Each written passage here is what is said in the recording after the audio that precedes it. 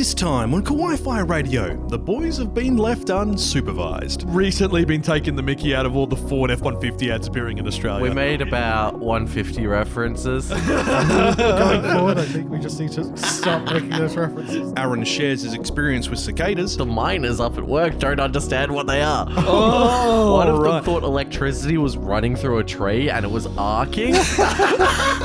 And we talk about the work of legendary mangaka Leiji Matsumoto. He debuted as a manga artist while still in high school. 1938 to 1953, that's 15. Yeah. In like the early days of manga. It's over 9,000! Nani? Configure the language logic interface for Japanese. Kawaii-Fi. Kawaii-Fi. Kawaii-Fi Radio.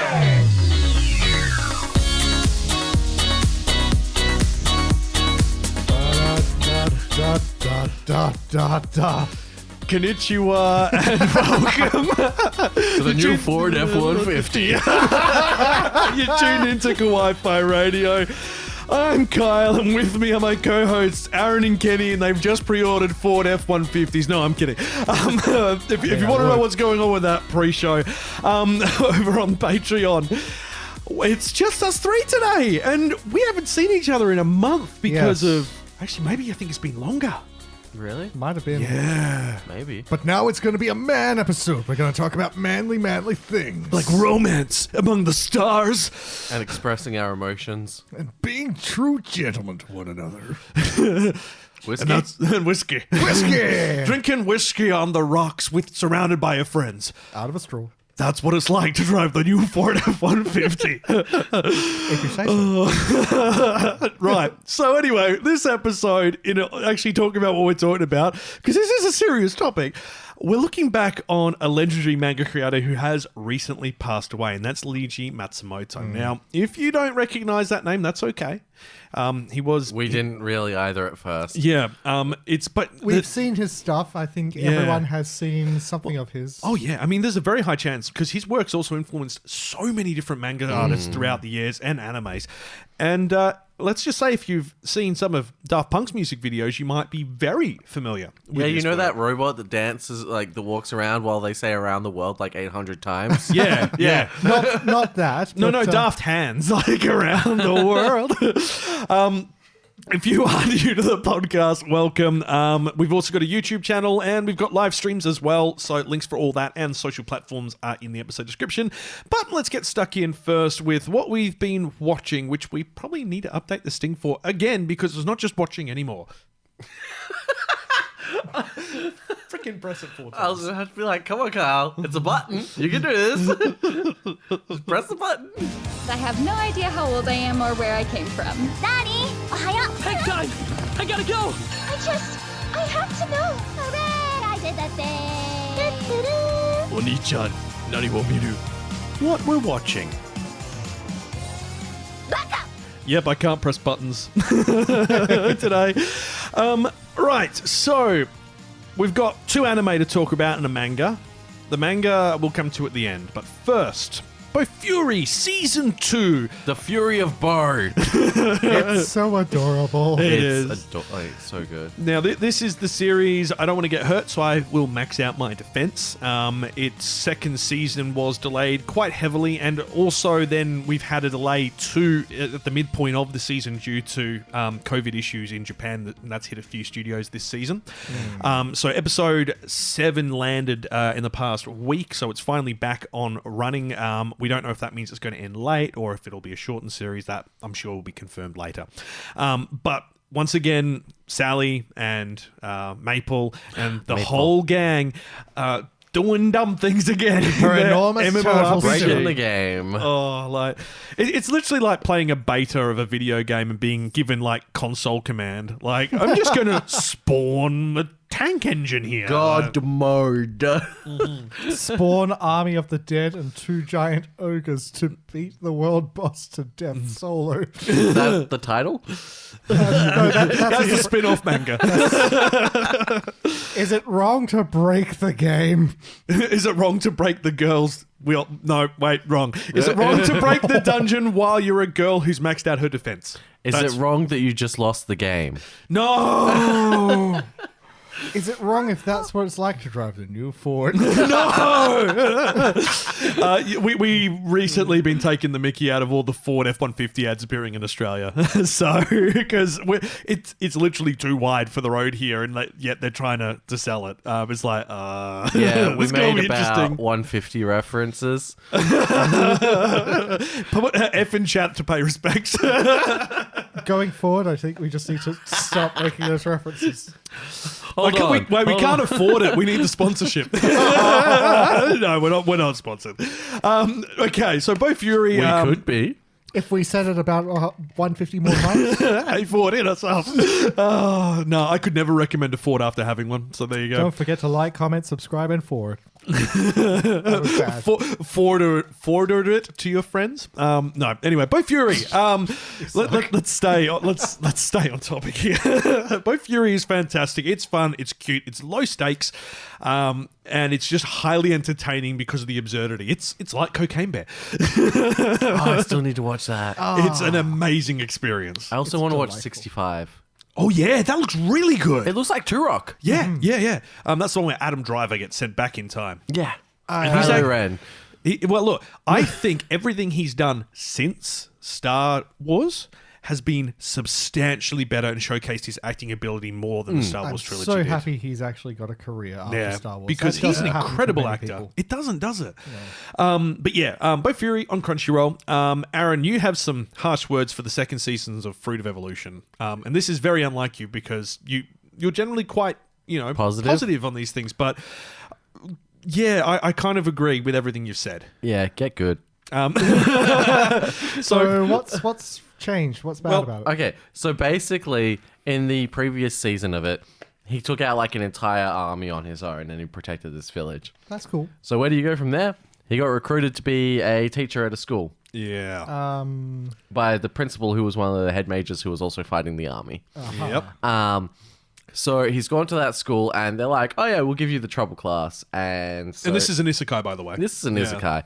And then he gets there and his class president, because the class that he was there with in our world. Our world? Would it be our world? So his original world's classroom, all of them were isekai'd. Yep, into but that he was world. the ugly one, and So then he he- ate a fruit which made him hot. Yeah.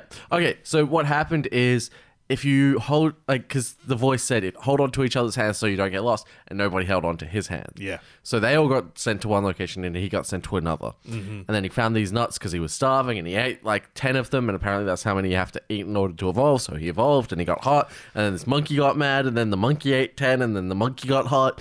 Yep. You are now my wife. Well, she is more interested in him than he is in her. Oh, yeah. But that's sort of how it goes with isekais. Anyway, season 2, he gets trouble class. They're like, nobody can teach us how to use magic. The typical aggressive thing. And then he finds out there's a curse blocking them from using magic, so he makes up a spell and then unlocks all of their magic potential because he's got the ability to create and write his own spells. Wow. So he makes his own spell that unlocks it, and then they get their full potential.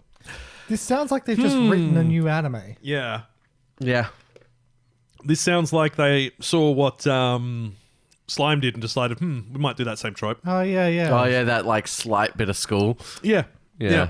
Which, had a role to It tie actually- off stories. Yeah, it comes Yeah. back later on in. Yeah. Because have you read the light novels? No, the mangas. But I'm at the So point in the you- mangas after You know that. the thing where the person does the. I am aware of it, but I haven't read up to it yet. Okay. Yeah, I've had it spoiled already. This so. is called spoiler yeah. language, ladies and gentlemen. This is what people are trying to say when they're not trying to say. Yeah. you know, the thing that happened. Well, actually, The thing that happened with that one guy and that girl, and then they used the magic thing. You know, the thing I'm talking about. You know it. Yeah, no. Actually, yeah, that's basically it. See, I speak fluent spoiler. Bet you don't know what we're talking about. You've got no idea. I have no idea, but I still speak the language. Man, I need to bring you in for some translation units. like English to spoiler dictionary. I spend a lot of time around translators. I'm happy to give you what I've got. Okay, so look, Fruit of Evolution 2 feels like it's kind of phoned it in a little bit, and clearly after they lost, they kind of did the main joke, and then they weren't sure where to go from there, and they just went, let's flip it up. Yeah. But as you said, it's also kind of a little bit weird because now one of the former classmates is going around sniffing in the air trying to find him. She found him. Oh, she found him. Yeah. Yeah. Well, and then she got jealous because there's all these girls around him. of course there is. It's a harem anime now. Yeah. Yeah. Oh, it's been a harem anime like from the beginning. Yeah, that kind of checks Like out. he got a donkey that turned into a hot girl, and there's this girl who's cursed with really bad luck, and he fixed her bad luck curse. And there was this assassin kid who's now like, he's my big brother. Okay. Is there a dragon lady who has certain? No, that's Tsukimichi. No, that's a Arifureta. No, and that's also another anime, except it was a giant spider that got off on it. No. Tsukimichi has both a giant dragon and a giant spider that turn into hot girls. Oh, okay. Arifureta has a giant dragon who they spent all of the animation budget on a certain scene. Also did that in Vox Machina. Oh, really? Season 2. Oh my god. Japan, what is wrong with you? No, that's American. Vox Machina is based off Critical Role. What, Yeah, Critical Role has an anime now. Yeah, they were also working on the Mighty Nine anime. Oh, okay. Yeah. Well, not anime, but animated. I've still only listened to collectively 5 minutes of their stuff. I finished all of campaign 2. Yeah, I'm not that big of a D&D fan, I think. So that's These probably days, no one is. Well, you mean just to do with what Wizards of the Coast are messing around with? And still messing around with. Yeah. Do you want to know what like their big PR move was after that whole OGL stuff thing? They changed their their main symbol into a Bitcoin. Oh, I thought you were talking about the part where they're like, oh yes, we've heard you, but don't think that this means you've won. Oh, yeah. We've won. Yeah. Yeah. Yeah. Do not support Wizards of the Coast. This is one of the few... I like trading cards. They sell trading cards. Yeah, they sell a lot of trading cards. But look, Just pirate them. go pirate your trading cards. Download them. Get yourself an industrial game 3D printer. prints the trading cards. Cool. Actually, I've seen a really cool thing people have done using like Pokemon cards, like the common ones. So they'd get like, say it's just like a standard Pikachu card, and they'd get like 5 of them, and because they were like an ultra common one, and then cut out them so that they're a multi-layer one. Oh, the 3-dimensional thing. Yeah, I thought that was really cool. Isn't that lithograph? Lithogramming or something like that. Yeah. They do that with Digimon cards as well, and sometimes they'll do it with like super rare ones to make it like really pop. I didn't know Digimon had cards. Oh man, Digimon cards are like you haven't seen Aaron's collection. Aaron's got every single booster box from the beginning, like a full collection. Like I've got folders on folders on folders. Nice. Yeah, I'm gonna sell it for Kale's uni fund. Nice. I still have a bunch of old Pokemon cards. So do I. I Find somewhere found to sell them the other day actually. Do not have a shiny Charizard, unfortunately. Well, they're actually re-releasing the classic cards. I know. And like there's like this whole like big board thingy that you can get with it, and it looks so beautiful. It does. But with Digimon, what I've been doing is, because you know how I built the model kits? I've been getting the cards for those model kits, and I've been getting them put into resin coasters, and I'm using them as stands for the model kits. That's cool. Like, and then I get the resin in like the color of the Digimon. So it's just get a nice little light underneath it. Oh, wow. So what else is everyone? Yeah, what are we reading? Well, I'm reading One Piece, and I want to talk about it because I hit chapter 1,000.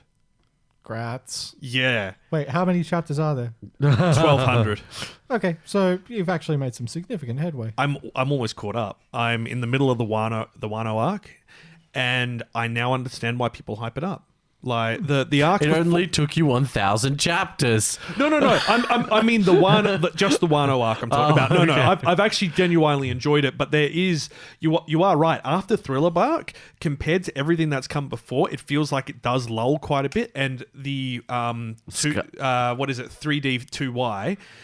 That takes way too long. Yeah. And which is the time skip. Instead of meeting in 3 days, we'll meet in 2 years. To train ourselves up. Which is where the time skip and the change in animation style happened in the anime. Yeah.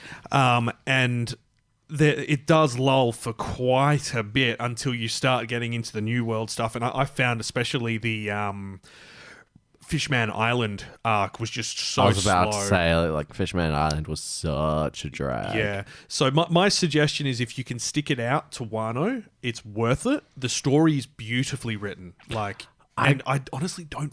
Actually, no. The Big Mamas Pirates thing was hilarious. I got halfway through Doflamingo and I called it. Yeah. The Doflamingo fight just kept dragging and dragging. That was my problem. Yeah. Because I dropped it and then I came back like a year later and it was still going. And I went, yeah. Why would I bother wasting my time catching up on this? And why would I waste future time reading what comes next? Dead serious. Like, once the Doflamingo fight starts, you can probably just find the last 2 chapters of the Doflamingo fight and you haven't missed anything. Legit. It's like, all that happened is they got a guy who can control stone and the entire island gets rearranged. And then Doflamingo's got a giant cage of like string, which is slowly encompassing and coming in. It's razor sharp string. Yeah, okay. And it's pulling all the buildings in. So at the end, all you've got is a small town in the middle and a plateau where the kingdom was sitting. You can skip the entire process of that because it's all the side characters that you've met in the arena up until this point. And it's just like, yeah, but we're not really going to need to deal with them too much. Like, they appear on like the cover art because some of them become involved in Straw Hat's crew, not like on his ship, but they swear allegiance to him. Because they help him out. Yeah. But it's a good 30 to 40 chapters there of the fight between Doflamingo and Luffy where it's the same thing. It's like Luffy hits him really hard, does a lot of damage, gets injured. You think Doflamingo's out for the count. Doflamingo gets back up. Someone else. Power up. So, then someone else will come in and run Luffy around while he recovers. Doflamingo will hurt more people. Luffy will power up again. The same fight will occur again. This happens a good 4 or 5 times before something finally changes. And I realize it's meant to be showing sort of like in a Goku sense of like him developing his ability during the fight, but they could have shortened it. You know why they made it as long as they made it, right? No. Because he wanted to beat the Frieza record. Off the length of the fight? Yeah. Really? Yeah. Wow. Yeah. That's petty. Yeah. That's another reason I stopped. I was like, you did that specifically? No. I didn't know that. That's really annoying. Does that, like... I enjoy a good quality anime, but I've got very few, like... Yeah. I've got very little patience. So, like, if you mess around a bit too much, I'm like, okay, cool. Look, I acknowledge you're good, but you've pushed me to my limit, and I'm calling it. Tifa actually tweeted about this the other day because there was a large podcast in the US, and they were giving a list of the top 5 recommendations for people who are starting anime. They were all terrible choices. What were they? Good. They were all long-running anime. It was Naruto, One Piece, Hunter x Hunter. Don't get me wrong, Hunter x Hunter's great. One Piece is great. Naruto's great. But they're not your first anime. They are too long to hold your attention for that long. You need something which shows within 12 episodes the type of stories that can be produced, the type of art style and sakuga that can be shown when they have the budget to do so for those big epic moments, and also something that is neatly tied up or at least ends on a note which feels good, as opposed to feeling like you're waiting for filler. You do not send people to watch filler. No. Like, you do. That's undervaluing like their time. Trigun, Gurren Lagann, Kill la Kill. Gurren Lagann. So anything by Trigger. Got it. Yeah. Look, yes, but no, because they're all 26 episoders. I think that's a good amount because then you're not like finally getting into it and it's gone. I mean, this is true, but I think for a lot of people who are hesitant to watch anime, they see that length and that's off-putting to them. Because when you think about it, most TV series like Netflix are 10 episodes now. Yeah, true. I think I would actually say that, though, if you were going to make like a list of different animes to give to people, you give them a nice short one, you give them a 26-episode one, you give them one of those big-ass ones, and then you give them a special treat on the side. But I think as well, it's like all the ones on that list were shown in anime. What if if it's a girl who's interested in shoujo? What if it's, a guy who wants to read some josei, like, some mature romance that's typically targets the female demographic? You're not going to appeal to them that generic a list. That's just basically going, here are the 5 longest running animes, you should watch them. It's like, here's our picks for good Finish shonen. this list and then we'll talk. It's like, watch Conan. Like, you've got room for a couple of thousand episodes, right? Like, well, my younger sister asked you me meant last something night. Oh, no, not Conan Exiles. Conan the Lord, no. Barbarian. She's like, my sons are really getting into anime. What would you recommend? And I was like, well, what do they like? And she's like, they love Beyblades. Oh, nice. And I was like, okay, have you tried this? Yep, they love it. This? Yep, they love it. This? Yep, they love it. This? Yep, they love it. Well, it sounds like my list is running out. Suggest Eurocamp. No, they're 4 and 6. 4 and 6. Teach them camping. I can't believe I'm ever saying this. Boys, 4 and 6 years old. Crayon Shin-chan. Wow. I don't know. I can't stand it, but kids freaking adore it. Well, one of them loves cats, so I was like, Cheese Sweet Home, straight off the bat. Oh, yeah. Boom. Yay. And then I was like, look, this is one that's universally loved. And I was like, Slime. Yeah. And my sister was like, well, one of my other sisters was like, I don't know, not for kids. And I was like, Yeah, that Slime is PG to M typically, Yeah. depending on the season. So I think like once they get to see, Like- this is the problem, isn't it? Because a lot of the kid-orientated anime isn't getting dubbed or adapted anymore. and there's a lot of like that slight bit of adult humor. Yeah. And a Which lot I'd- of that's very sexualized. Yeah. And so finding one where it's completely safe for kids is like, Yeah. Well, Crayon And I- Shin-chan's just fart jokes, really, and And boo butts. jokes and butts. and I don't think she wants her kids running around like without pants. Oh, actually, yeah, no. Yeah. So Butt Detective instead, then, which is the guy whose face is a butt. It's just had a film. I know it's not anime, but I was like, Ben 10.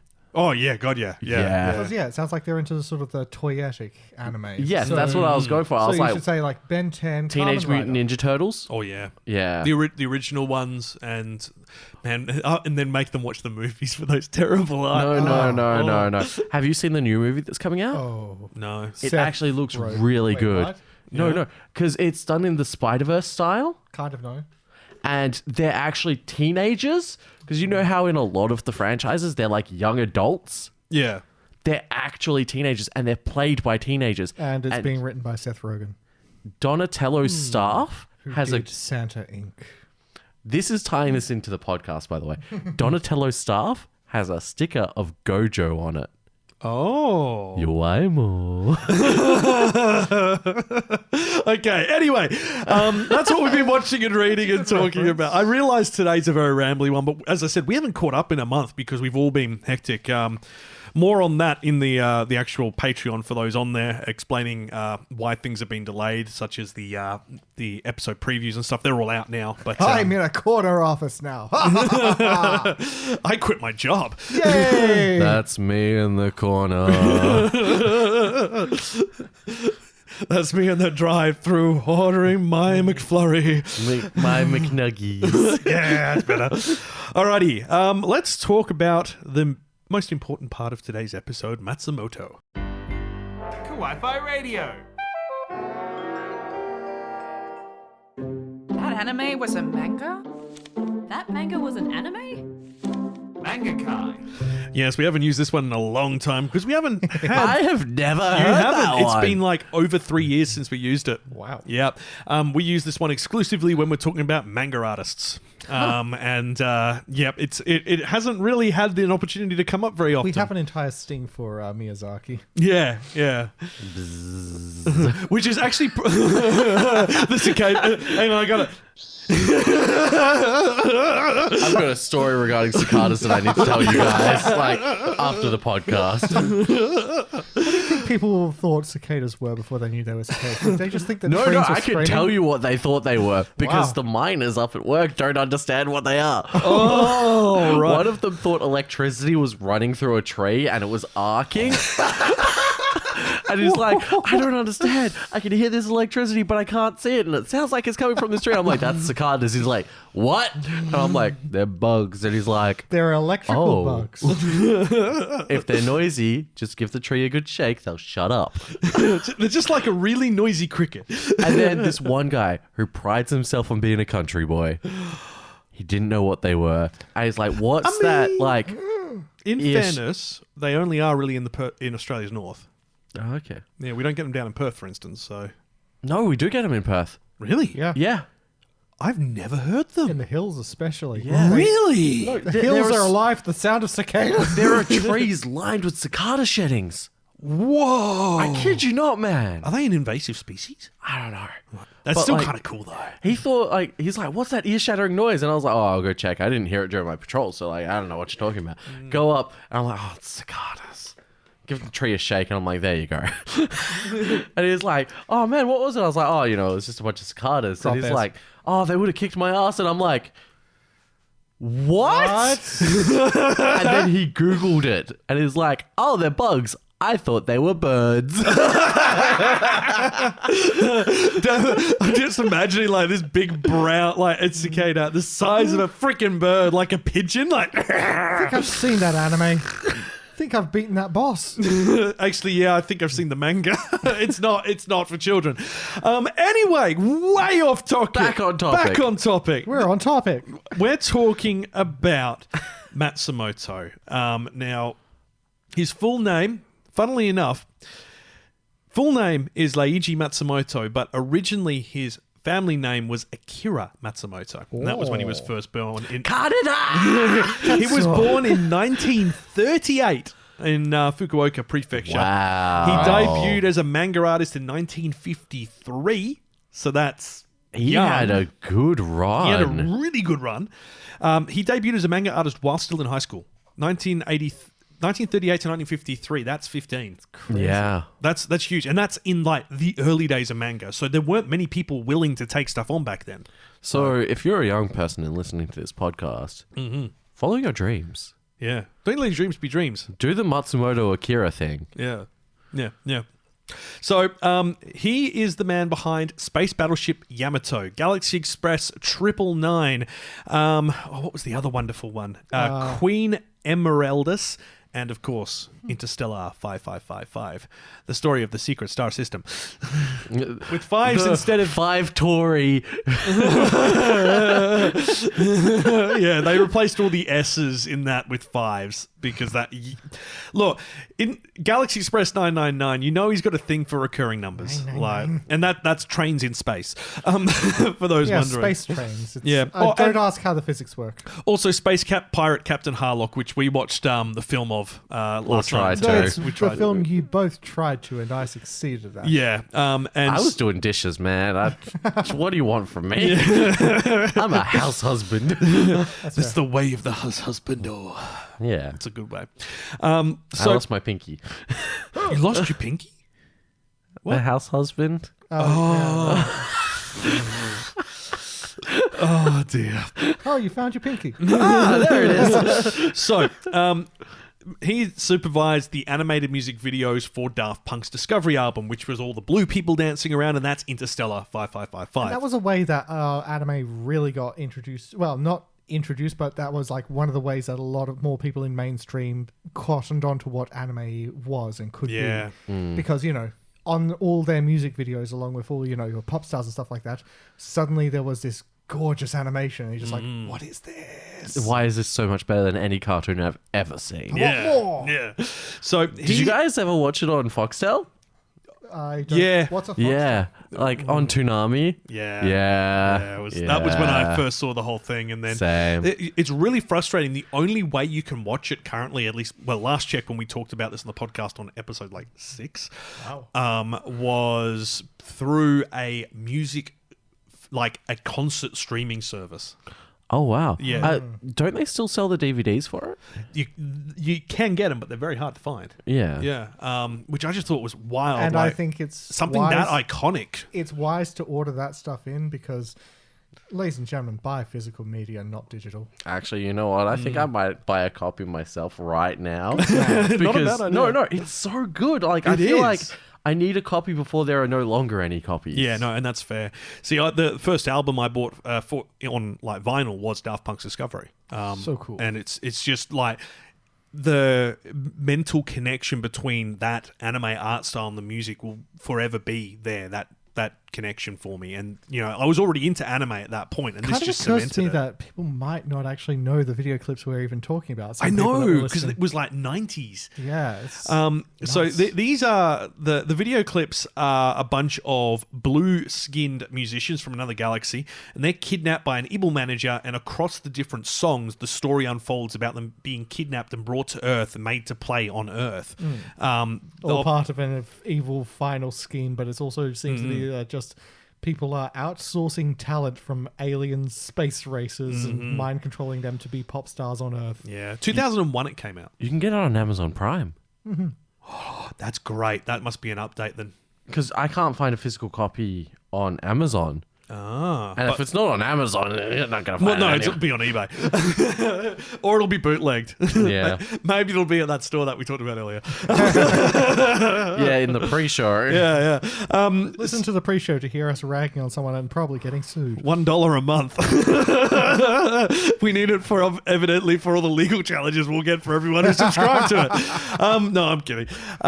So look, we are kind of going all over the place here a little bit, but Matsumoto, he was phenomenal. And while his work is not like he's not like Osamu Tezuka, who had millions of not millions, but thousands and hundreds of manga underneath his name that he put out. We're talking around like the same kind of era. But it's the same kind of era, and his influence was huge. So in 2001, he was awarded the Medal with Purple Ribbon honor in Japan, and in 2010, he was awarded the Order of the Sacred Treasure, Golden Rays of Rosette with Rosette. And in 2012, he received the Chevalier de l'Ordre des Arts et des Lettres, the Knight of the Order of Arts and Letters decoration from the French government. Now, we've mentioned this before. France, Italy have quite a strong connection with Japanese anime because during the early years of the EU, their countries didn't have enough money to support a local film industry to make kids shows, so they imported a lot, just like we had here in Australia, dubbed them themselves and sorted them out. They Kimber the White Lion. Yeah. Lion King 0.5 before it happened. Yeah. There's like a whole... Man, that's a whole mess. That's a whole mess. I think we tried talking about that at one point. Well, we did look into it, and there's a whole mess because there are people who worked on Kimber the White Lion that then went to Disney and worked on Lion King. However, the person who created Lion King and wrote the script for it had never been to Japan and had never seen Kimber the White Lion, according to him. But you'd think his staff would have said, this looks very similar to what we worked on. Yeah. Also, Kimber Simba. Yeah, I know, think right? we in the industry call that lying. Yeah, I know, right? Oh, we're going to get sued by Disney now. Look. Surprise! I'm not going to say what I was going to say. It wouldn't be Flint's you for all your roof. the severed head of Walt Disney's coming back to revenge. So anyway, sorry, it's what do you call it? Robot chicken. So yes, I watched Captain Harlock. Well, the prequel movie. I'm not sure where it actually fits. So No, he gets his ship in this one. oh, does he? Okay, so let's go back and talk about it directly. Where have I put the page for Captain Harlock? Here's the thing. It's a little uncomfortable to watch. Yeah, it hasn't aged well. I was going to say, is it one of those timely things where you watch it and you're like, oh, yikes. Yeah. In bits. Look, you're looking back on something from a long time ago. Our values have changed. They were relying on those good old-fashioned family values on which we used to rely. Is there the Family Popo Guy? style? No. Okay, cool. But it's that there is a segment in it where someone is sort of accessing the genetic memories of his ancestors, of the Captain Harlock's ancestors, sort of see like what's he doing. And his ancestors fought for the Axis powers in World War II. Yikes. And then one of his allies lands on the planet in a Zeppelin. And she's covered in skull and crossbones imagery. And I was just like, are we the baddies? Maybe. Okay, so Captain Harlock, what the heck is it? Okay, it's set in 2977 AD. Mankind has become stagnant, robots do all the work, and masses are kept tranquil by subliminal messages, and government officials are lazy, caring only about the recreational activities like golf and horse racing. Well, I'd love to know what golf racing is. That though. is that in the movie they've been taken over by alien race called the Zols. So this is the series synopsis. We'll go to the film one in a second. Captain, this is the thing as well. It's called Captain Harlock, and they're in English, but in Japanese it's Harlock. And then they later changed the series in English to be Harlock. So the first 10 years of produce is Harlock. Harlock sounds better. It does, and then they went to Harlock. So Captain Harlock has defied this insipid mentality, leading a group of like-minded rebels to a more adventurous life aboard the spaceship Arcadia. A mysterious force known as the Mazone has invaded the Earth, taken the form of a mysterious cloaked woman that will kill anyone who suspect their nefarious doings, such as Tadashi Daida, who is now on their hit list. After his scientist father is ignored by the government and killed by the Mazzoni, he joins Captain Harlock and his ragtag group of pirates to assist them as they try to save humanity from the impending alien threat. Now, this had, I think it's 42 episodes. It's currently on a 7.69 on My Anime List. Nice. This is from 1978. It shows. It shows. Well, yeah, the style's very Voltron-esque, like original Voltron. Yeah, like old school Extremely. Voltron. We're not talking Netflix Voltron. No. And the writing for it is full-blown melodrama in the movie. I can't really speak for the series. But yeah, it's everyone is giving a speech about hope every 5 minutes. Yeah. Oh, wow. So this was Captain Harlock Arcadia of My Youth. And it is the same sort of story. Earth has been conquered by the evil Illuminus Empire, with parallels drawn to the US post-World War II occupation of Japan. Captain Harlock, with the group that will become his lifelong friends, begin their fight against the tyranny visited upon the planet Earth with no regard to the cost of the struggle will have on them, caring only for the... Yeah. You get the point. You get the point. It's now, it does say this is an alternative version of the story, which is why obviously the villain's called something different. And this is apparently the second Captain Harlock movie. The first one being something else. I'm actually not sure. And there was a 2013 full CGI reboot of it. Yeah. It looked very pretty. I think I actually found that. I didn't watch it though. But yeah, look, this is a series where the style of characters in particular have been kind of cemented in everything Matsumoto did. So Captain Harlock and Emeraldus, who is the main female lead, those two characters and their romance appears in every work he's done. Those two character designs with different names. So the two characters, you had the bassist in Interstella 5555 and the hero coming to rescue them, are the exact same designs as Emeralda and Captain Harlock. It is. And it's the same in Galaxy Express. Except that just in that one, the Harlock-esque character is wearing the train captain's hat. Yep, and it's a Space Battleship Yamato, and one of the spin-off series of, Captain Harlock is Emeraldus, and it's her side of the story. Because she's got her own ship. Of course. It's Zeppelin shaped. Every time I hear Spaceship Yamato, I think of StarCraft. You guys get the reference, right? Yeah. I mean, I'm pretty sure that's where they took it from. Probably. They're nerds. Well, no, Space Battleship Yamato is so cool. Well, Space Battleship Yamato is actually based on the Yamato ship in World War II. And that was seen as a ship that was undefeatable.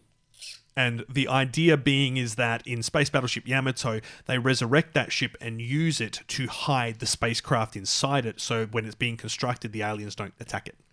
So, it serves a purpose, thankfully, in that story, both symbolically and functionally, which I was surprised by. I thought they were just going, boat in space. But, train in space. Train in space, boat in space. Like, come on. What's next? Planes in space? Snakes in space. Helicopters in space. Actually, no, I think there was a few ship designs which, actually, yeah. Well, I mean, it'd be fine for atmospheric re-entry, but other than that, it wouldn't serve much purpose. Would it? Yeah, well, I mean, they've over the past few years been flying a helicopter on Mars. So, yeah. Sorry, it's just that reminds me horrifyingly of one of the first things you made me fly in Space Engineers. Almost crashed and died. That's kind of the whole point of the game, isn't it? Yes, but his exploded on re-entry and I had to fly it back to a base with one wing. Again, isn't that kind of the point? Kind of, yes. Yes. I think it overloaded and like one of the engines exploded and then like something like, oh no, it was because we had the gyroscope bug. The gyroscopes, like if you move too quick, they'd actually fall out of their casing and wobble around. They'd rip your ship in Yeah, half. and it's like they're meant to keep it stable, not destroy it. They still haven't fixed the bug. You There's a were mod for it. You've become the very thing you swore to destroy.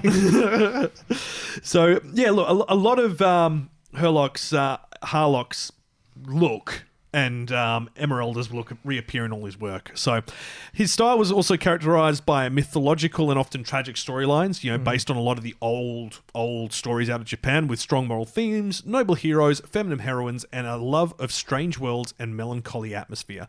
And as you noted when you were watching the film, it's very melodramatic. Very, very. It's it felt like it had a lot to say. And, I don't begrudge it for that. It was like, it was the author trying to get across his ideas and values. And, that's what good authors do. It's interesting as well because it says his work often include anti-war themes. And I can't remember who it was from Ghibli, but they were one of the creators at Ghibli, not Miyazaki, one of the other guys who helped found the studio.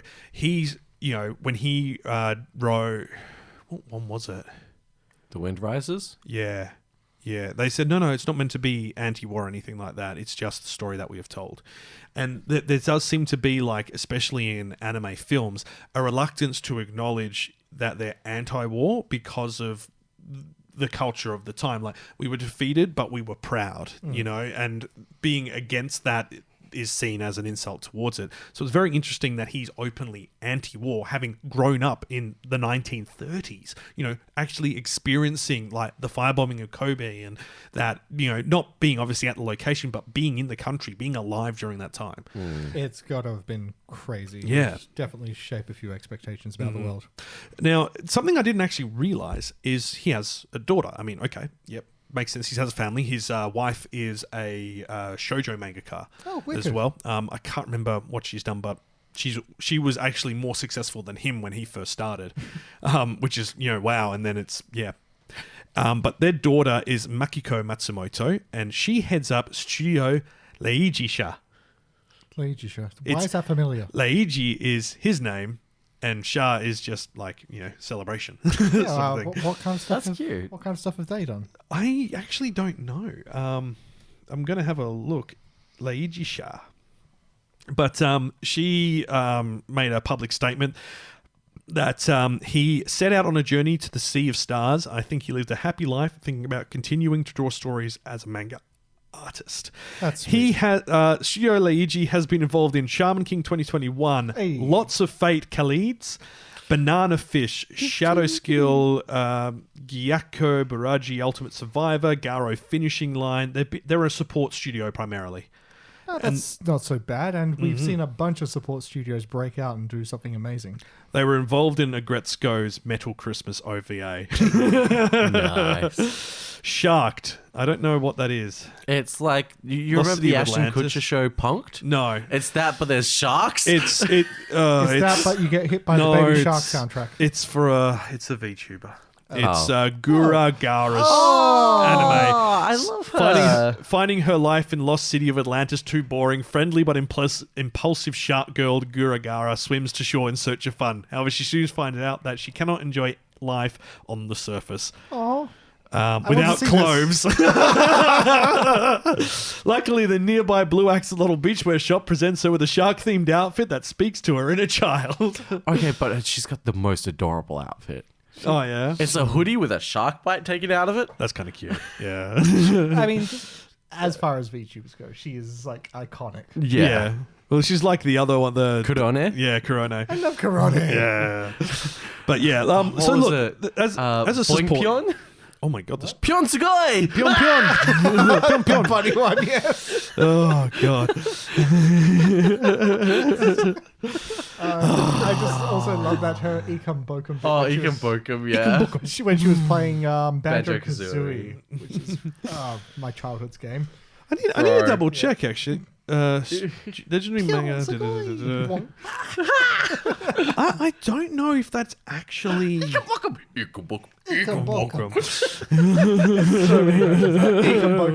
X happens. Yeah. But soup store. Hello, where are you? Superstar. I'm actually not sure if. But it's who's on first. Oh, yeah. One of the greatest jokes in history. Oh, that's so good. But yeah, look, these are all series that he's created are ones that are quite iconic and have a very different type of storytelling to what we're familiar to today. And I would say, like, if you didn't grow up watching some of these older anime, if you like are a new anime watcher, have started in the last 5 years, you might find the storytelling way too slow. And we have discussed this on the podcast before. Like, I really do like Patlabor, but I'm also aware that it's very slow. It is very like traditional slow style cyberpunk, early Akira version. Very grindy. It's like reading a novel as opposed to watching a show. Yeah. So there's a lot more detail in there. But there's, I think also as well with the film, like there was a lot of those really long static shots, so they didn't have to animate too much. So you know, look, I understand it. For the 70s, yeah, fair enough. But yeah, Galaxy Express 999 is exactly what it sounds like. It's trains in space. Like it's, you know. I like trains. I like trains. Here's the thing, though. It's the neurodivergent in us. I don't know what it is about trains. It's just cool. It's just the thing. It's like you look at Space Battleship Yamato and Captain Harlock and stuff, and you can see so many of the influences of that in in modern stuff, in stuff like, what was that? Legend of Galactic Heroes. That's been running for ages. And yeah, you watch the battle scenes in Harlock and you're just like, yeah, I've seen this before. I've seen other people do this. Yeah. And it's like, you know, it's what a bloody legacy to leave behind is that everyone is aping your stuff. Yeah, I know. And I mean, all of his work was just so well received as well, which is, you know, considering that this was in the early days of anime, that says a lot. I mean, it was stuff nobody had seen before, especially trains in space. Trains in space. Yeah. I mean, there's also a number of bronze statues that were actually erected in Japan's port city of Tsuruga. In each depicted a character or scene from both Space Battleship Yamato and Galaxy Express 999. So it says for the influence within Japan as well. Obviously, as we've said, he's had all those awards as well, and it's just had so many adaptations and spin-offs. I think there was a new version of Captain Harlock in 2013. Yeah, there was the CGI movie. Yeah, well, no, there's also a series that's been in the past like 20 years as well. Like a I don't know if it's a continuation or a reboot or what, but I'll have to check that out. This is the one where they changed the name to Captain Harlock. Right. Yeah, so Harlock sounds better. It's for International Women's Day. It's her lock of hair. It's her lock Mm-hmm. instead of Harlock. Har. It becomes hard luck around Wednesday. Yar. Dear God, guys. Dear God. Anyway, mine is the power of overwhelming. Do you want to know something incredibly weird? What's that? On IMDb, the entry for Matsumoto lists him with 3 upcoming projects. Oh, so he's a ghostwriter. Yeah, I don't know if it's just that he's been credited to it. They're the 0 Century, Emeraldus, Harlock, and Maytel. And they're all in pre-production and they're all manga. So I wonder if potentially he provided the story beforehand and then they've been doing the production for it and then... That would check out. I mean, we've seen a lot of now deceased, may they rest in peace, mangaka give their final notes to their people. Well, yeah, I mean, it happens with Lupin, and it's happened with Berserk, and... It's happening with Hunter x Hunter. Yep. Jesus. Yep. There's a lot. And it's, you know, it's sad, but it's good that they have the trust in the people around them to continue the story if they feel like they know, you know, hey, I might not make it to the end. And then we've got George R.R. Martin, who will never finish. I heard that as Jojo. Jojo R. Martin. Jojo R. Martin. Oh, you failed to predict which character I would kill off next. Oh, God. You've activated my stand. Red Wedding. God, and it's a medieval JoJo's. My God. I would watch the hells out of that. I think we've kind of really covered the importance of Matsumoto here. We've addressed the main stories that he's been known for and the influence he's had. Fantastic, prolific mangaka. May he rest in peace, and we will still see more of him as time goes on. 85. Like that's a good run. That's a really good run. So the man lived through World War II.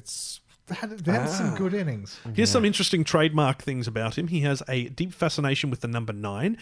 You think? No. Galaxy Express 999, believing it represents the last stop before a major shift in mathematics, time, space, and the ages of man, which, numerically, it does. That's kind of how it works. That checks out. He draws his spacecrafts as possessing a wide array of dials and gauges. This trademark has been dubbed the Matsumoto meter, or gauges of Matsumoto. It looks cool. It looks complicated. It does. He often features a cat based on his own pet cat, Mikun, in his stories. His heroines are portrayed as tall, slender females with long, usually blonde hair and almond-shaped eyes. In contrast to their fragile, elegant form, they are seen as mysterious, strong, and possessing great wisdom and power. His male protagonists often have the same brown, shaggy haircut. I wonder if it was his haircut. That'd be cool. Self-insert. Yeah. Did he just self-insert and his special wife as well? His wife? Yeah. Includes small, short-stature people who are drawn to look different from the regular height characters in the work. Like the drummer in Interstellar. Yeah. The drummer and the ship's engineer, they all look alike. Yeah. He also has a deep fascination with German culture, which was expressed deeply through Captain Harlock.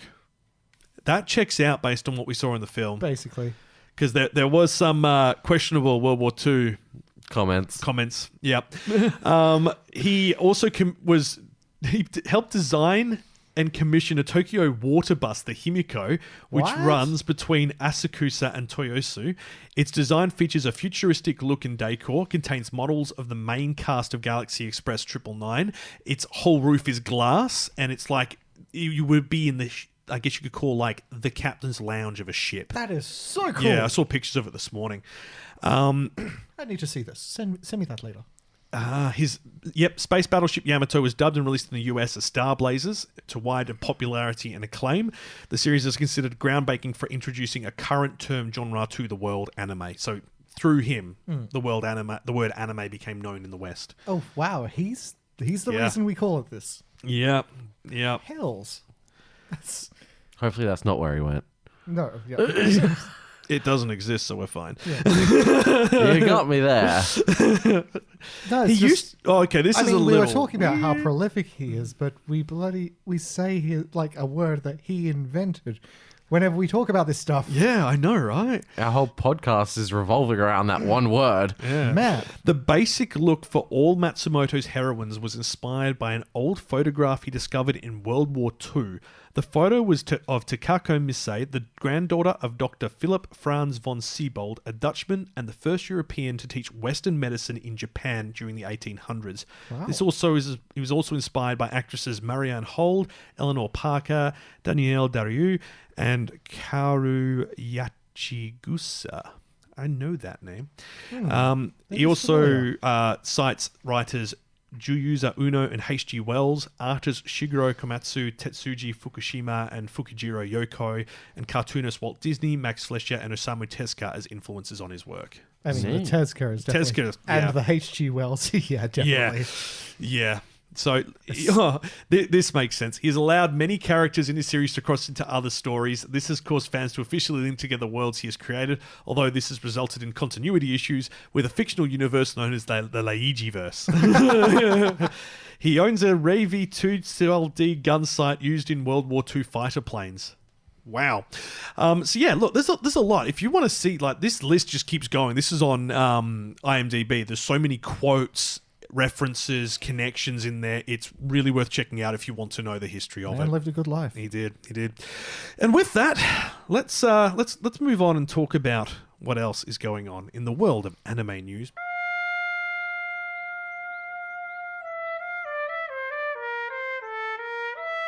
Kawaii-Fi Radio.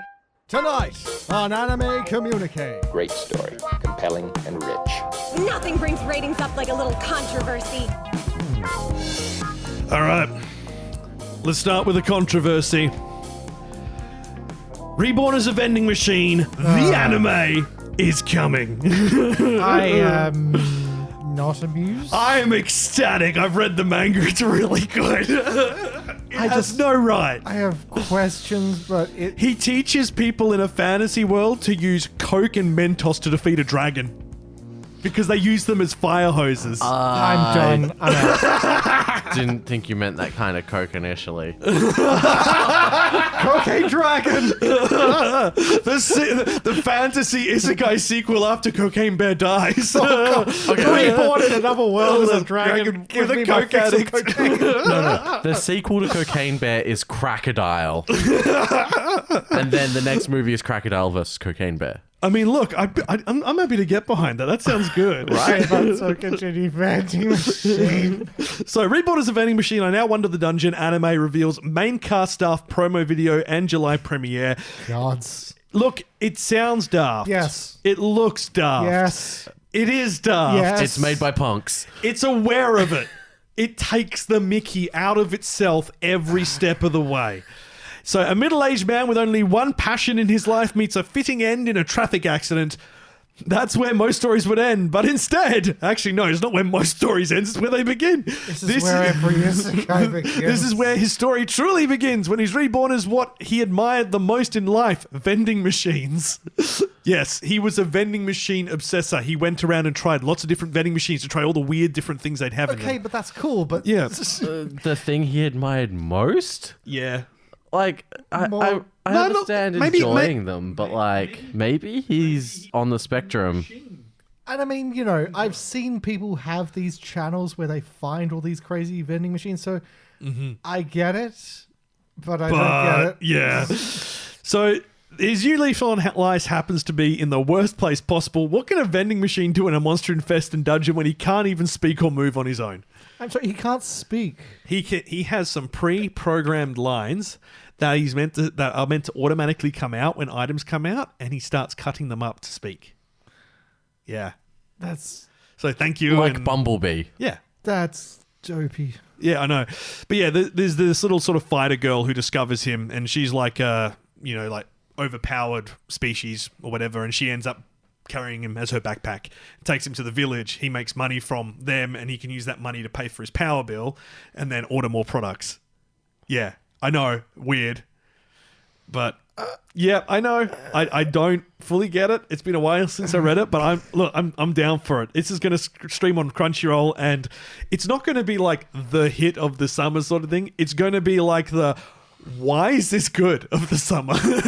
Like Cocaine Bear. It's the Cocaine Bear of the summer. It's the Cocaine Bear of anime. Gotcha. Okay. Makoto Shinkai's Suzume film has opened in South Korea, and it opened at number 1. That's ahead of every other film in the cinema at the moment. I mean, that's to be expected of a Shinkai. His work speaks for itself. But I mean, I've seen like South Korean cinema. They go hard. They do. Looks fantastic. 15th highest grossing film of all time in Japan. 9th highest grossing anime film of all time in Japan. It has surpassed Jujutsu Kaisen 0. Opened at number 1 on November 11 and immediately sold 1.33 million tickets. So earned 13.49 million in its first 3 days. So that's huge. Yeah. That's big money. It is. We do not know the exact date for Western release. We've been told sometime this year, at the beginning of the first half of the year, but that's still kind of up in the air. Shinkai's going to be able to buy an entire new studio with that money and fill it with people who won't do the work because he's doing it all. I mean, yes. This is the Shinkai method. He's insane.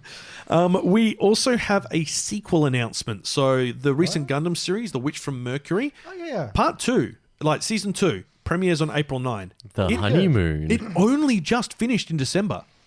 Part 1. Yes, but it was hugely popular. Yeah, no, but I'm surprised to have such a quick turnaround on a series like this size. I've watched because that was 26 episodes. I've watched a good 10 of these episodes now. I have so many questions about how this world works. It's Gundam, it doesn't. The robots beat each other up. That's what you hear. They're like at a school, but the school seems to have no rules. I am convinced that they have murdered people.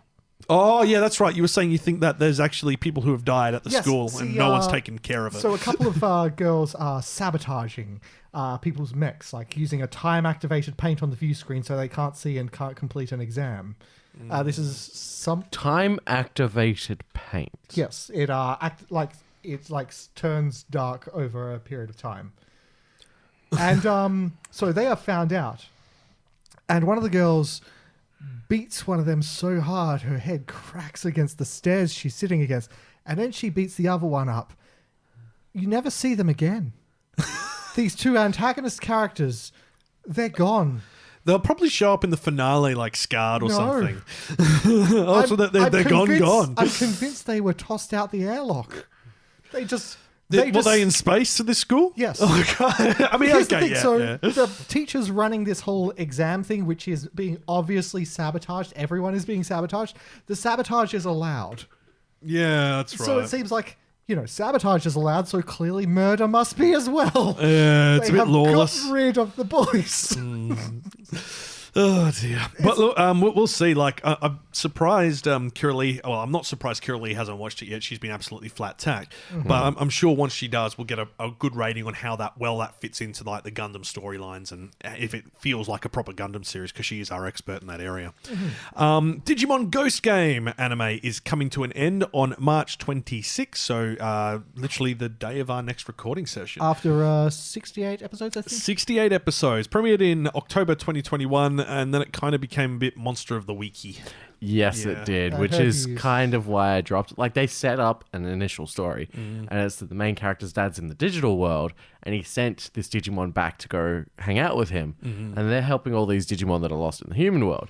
But it just became that. Yeah. And it's like, he tried to get in contact with his dad, and his dad would occasionally send him stuff, and I was like, when's he going to the digital world? When's he exploring this? When's he gonna find his dad? That's what I'm waiting for, and it just didn't happen, and so I dropped it a few months back. Yeah, it's a shame. I mean, it is. I love Digimon, don't get me wrong, but like, come on, like, direction. Yeah, like having some urgency and a place you need to go to would be good. Yeah. And on that note, we do need to talk about another person passing away. So this was the character designer for Code Geass and Gao Geiger, Takahiro Kumira. They passed away on March 5th after battling amyloidosis. I actually don't know what that is. So I'm assuming it was probably something that was in fatal. Yeah. Oi, that's horrible. Sorry. So Kimura designed. You're not. So Kimura designed the characters and adapted the original character designs for Code Geass franchise, King of the Braves, Dirty Pair Flash, Brigadoon, Gun-X Sword, and most recently served as the character animation director for Mobile Suit Gundam Hathaway. So that was quite a big story. I loved Anne in that. Anne Hathaway. She just Hathaway was words. Also, the final thing I want to point out, because it is probably the last controversial thing that we need to talk about, the final part of Attack on Titan is called Attack on Titan Final Season, the Final Chapters Special Part 1. Are we sure it's final? No. It's such a joke. It's just a joke. Like, and like all the bloody fanboys are trying to vote it all the way up, and it's like, guys, it's one flippin' episode. Like, I'm sorry, but you've had like 6 cracks at number 1, and you've always fallen back, and you're the only ones who are voting on it. So, look, it ain't as good as you think. Like, don't get me wrong, it's enjoyable. Attack on Titan is good. The animation is good. The story is very dramatic. It's also, the fans are not that great. Like, they all think that peak comedy is saying one guy's name. Yeah. Eren Yeager. Oh, that, yeah, that joke. They just walk up to each other and they think it's funny. Imagine walking up to somebody with like Szechuan sauce. Naruto Uzumaki. Believe it. See, believe it's funny, but because we all belittle the dub, but like walking up and saying a main character's name is not a joke. It's not funny. I am convinced that the worst part of any any anime is the fan base. Is the fandom. Not just anime, any part of a video game, any part of a TV show, any part of a book even.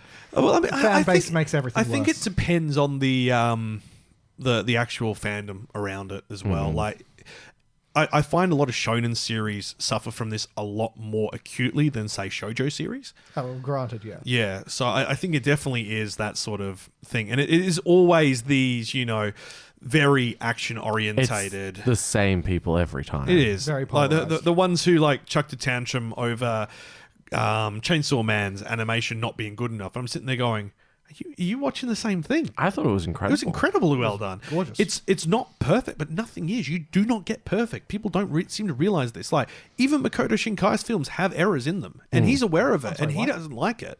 Yeah. There'll just be moments where he's like, I wish I could have done that better, but we didn't have the time. I wish I could have done that better, but we didn't have the time. Okay, but that's like striving for the Perfectionism. unattainable perfection. Yeah. That's, there's a difference between striving and But expecting. this is the thing, like, everything has flaws. You are not going to get a perfect product. And there's always going to be someone who's disappointed with it. So the fact that people are so obsessed with their fandom that they think, oh yeah, look, it's perfect. And it's like people who like, and this is not to say, listening to metal is bad, for instance, but it's like someone saying a perfect circle is everyone's music. And it's like, it might be your music, but everyone has different tastes and different preferences. And that's why we have such a wide variety of media. You can't assume that everyone sees the world the same way as you. You just abide by other people's stuff and accept. Yeah. Like, chill. Yeah. Well, like, we talked about this earlier on when Tifa was like, because people have been complaining about the Demon Slayer showing in the cinemas, going that it's just 3 episodes. I thought it was a movie, rah, rah, but they've always advertised it as a movie. As the episodes, and then like a preview. Yeah, they never advertised it as a movie. No, they never did. And then like Tifa and I have brought this up in multiple groups, going like, "Hey guys, heads up!" And then Tifa posted it on one, and I commented underneath, going, "Yeah, people will like ignore that, but then like praise Attack on Titan for like its final season, part 3, part 2. That's just part 4. Learn to count. It's just season 6. Attack on Half-Life 3 confirmed. Just call it what it is. Stop making up new things for it. Just say that it's season 6. Yeah. Because otherwise people are going to come back and look at it and be like, oh no, this is the final season. Yeah, the final season now officially has more episodes and time than the rest of the entire season combined. Yeah. So yeah. Alrighty, and I think that will be where we'll end it. Kawaii-Fi Radio.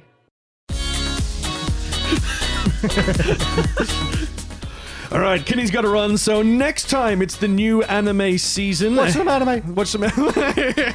We'll clip that for the ending. Yeah, we'll have to do something like that. See you, bro. Bye, Kenny. Kenny's dashing off to work. We did run a little bit overtime on what we were expecting. Aaron has 2 mics. Oh, no.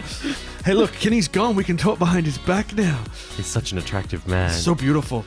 I want to touch his hair. I don't know how it stands up so high. His hair's so amazing. It's fabulous. Now, next time, Morbius. Morbius? Morbius. It's Morbin time. No, next time, it's a new anime season, so we have to do a preview. I can't believe, like, this season's flown by. I am right in that, aren't I? So that'll be the 26th of March when we record, and that's the end of this anime season, so... Also, that's Aaron's birthday, so send stuff to our P.O. box. We have a P.O. box? We have a P.O. box. It stands for physical odor. Pew! Please send lots of deodorant to P.O. Box KWFR Perth. No, we don't send that. You won't find anywhere. It'll go back to you. You'll be wasting your time. Save your money. Put it on the Patreon instead. Yeah, join us on the Patreon. You get extra like 20 minutes minimum every week. If you have enjoyed what you've heard, we'd love for you to hit that subscribe button and join us if you haven't already for future episodes. If you're listening on YouTube, hit the like button and all the good stuff. Live streams every quarter are on there as well. We've got a live stream coming up probably the same weekend that we do the next episode, maybe the week after. I thought we were doing that later for the 100. That's the next thing we need to talk about. Episode 100 we're having is going to be a bit different. Yeah, it's going to be the week before Hoshicon. The episode will be live streamed across all our platforms, and I mean that with the camera on, not just like a static image like we've had lately. So you're going to get to see our ugly mugs. It's going to be great. Are we doing are we getting a professional makeup artist in before the show to get us all touched up? Nah. Oh, come on, that would be fun. We'll get Emma to do it. She's going to be more pro than us. That is also going to be followed by a live stream. Another live stream. Another live stream. Of us watching... Yes! Yes! A live action, which is... scarred millions of people around the world. That we never said we would do. We said we wouldn't do it unless there was a very good reason to do so. So we're going to submit ourselves to the horrible viewing experience that is Dragon Ball Evolution. And we're going to do it live on YouTube and on Twitch. And you can join us and see how many shots we have to take to get through it. So the live stream of our podcast will be, standard rating, like PG rating sort of thing. But I'm going to say the live stream after will not be. No, it will not be. There'll probably be like an hour break between so we can get like some food, some pizza. Couple hours, yeah. We'll get ourselves all set up. We'll set up the cameras. I'm pretty sure Tifa wants to set up her system as well so she can stream it through as well. So I'll just share the stream to her. Yeah. And then you guys can let us know what you're thinking as we get through it. The things we do for you guys. Oh, man. I've got to work on my puns for that. Like, if we're going to suffer through that pain, I need to make it. I need to... Oh, look, you better not drag it out.